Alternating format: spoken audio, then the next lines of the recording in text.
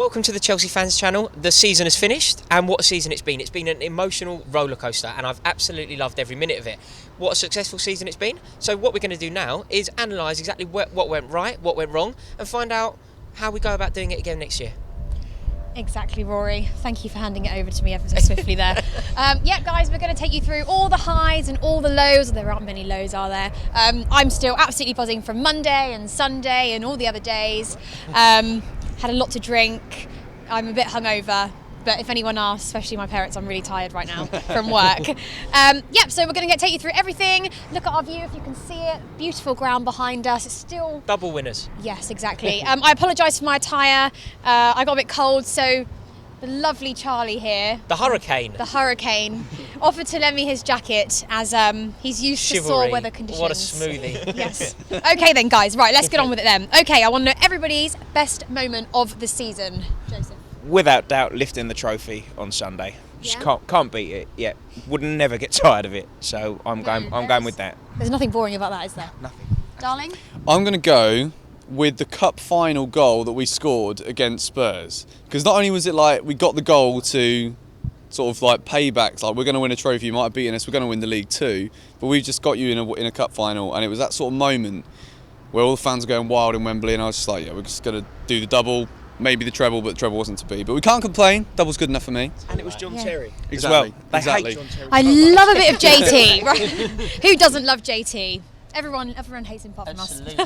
Okay then, Rory, on to you. Right, what are we going to do? I suppose we should. It's not that fun, but worst moment of the season. Does anything spring out for you, Charlie the Hurricane? What was your worst moment of this season? I mean, by an absolute mile. Waking up on New Year's Day feeling a bit fragile, travelling to White Hart Lane and getting beat 5-3 by our biggest rival.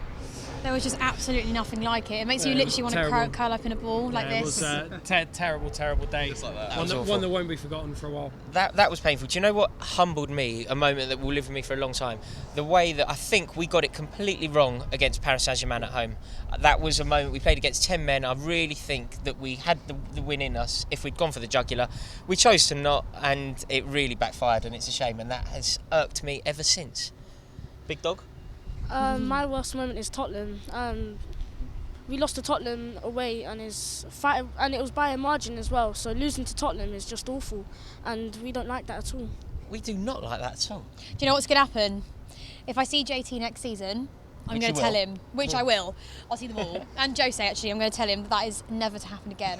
It's not, absolutely. Not for as long as I'm going to games anyway, which yeah. is like the next 90 years. So, yeah. Absolutely. Anyway, all right then. So obviously we all know that Hazard won Player of the Season, but I want to know who everybody else's best player is aside from that. Can I answer this one? I have strong opinions on this one, and therefore I'm afraid I have to give them to you. Eden Hazard has been a colossus of a player for us this season. He's been incredible, and he, by no means am I suggesting he doesn't deserve his award. He does. They've all been great. But I think that there is a more deserving man at Stamford Bridge. I was slightly disappointed that John Terry did not win Player of the Season. I think that his performances this year have been incredible. And not taking anything away from Eden Hazard, I just think that John Terry really did deserve more. I mean, it's not something I'm going to make a habit out of, but I'm going to agree with you on this one. Yeah. It's been due. You've known since November. Yeah, exactly. John Terry's reinvented his game.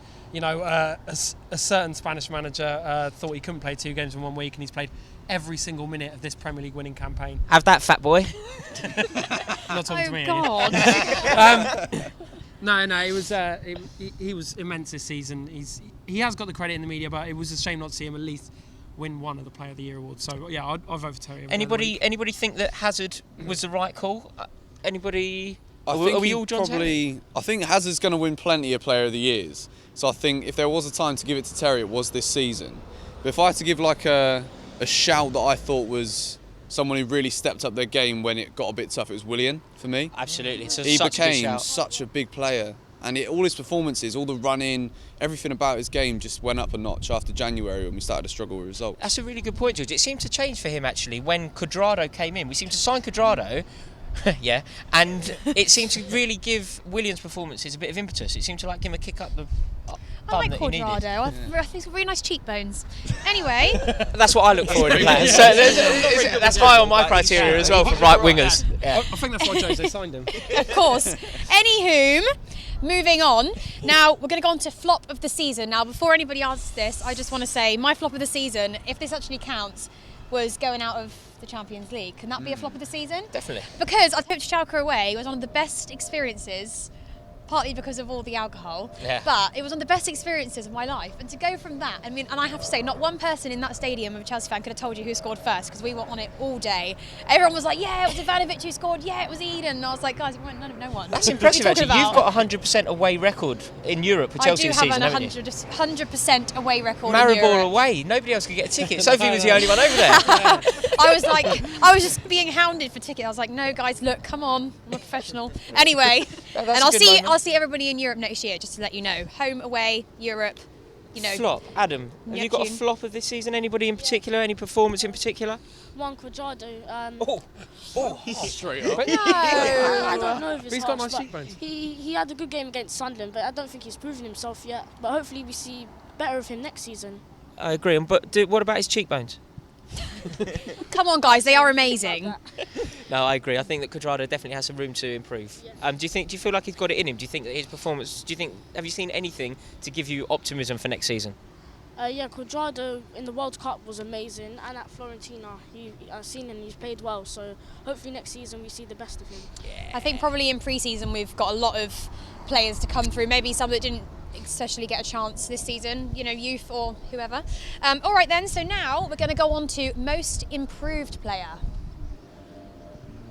I'm going to go with Hazard, if only because last season he was good in places, but he never really did it. Like, he never won us games single-handedly. Do you think that time, wasn't it that he showed up late for something and Jose dropped him? That's right. Yeah, I think that was literally the turning point in his... Yeah, Mourinho's very fond of him, isn't he? Like, Yeah, he they've talks got a about really him good and they've got a good relationship, him and his relationship. dad, And I think, otherwise he'd have been out the door. But he, this season, won us games single-handedly. When we were at our worst, he really grabbed it and ran with it and put it in the back of the net.